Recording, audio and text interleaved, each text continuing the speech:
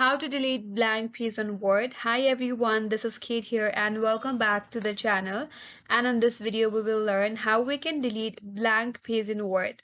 So without further delay, let's get started. So for that you have to open up your document. And if you have the blank page on your document, and here's how you can delete it. For example, I have page 1, then blank page, then page 2.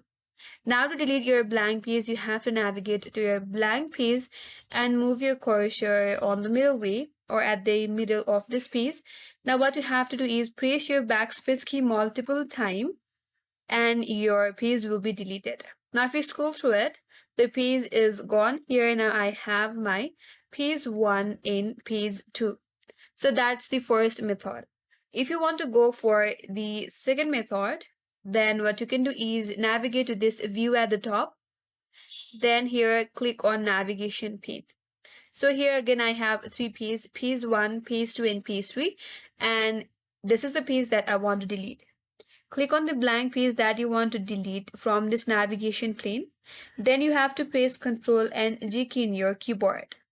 Once you see this kind of interface, now in this text box, type in /, then page, then click on Go To, then click on Close. Now what you have to do is enter delete key in your keyboard, and that's it. Now the page has been deleted. So that's how you can delete blank page in Word, and that's all for today's video. Hope this video was helpful, and if you're new to our channel, consider subscribing. Thank you for watching and stay tuned for more videos.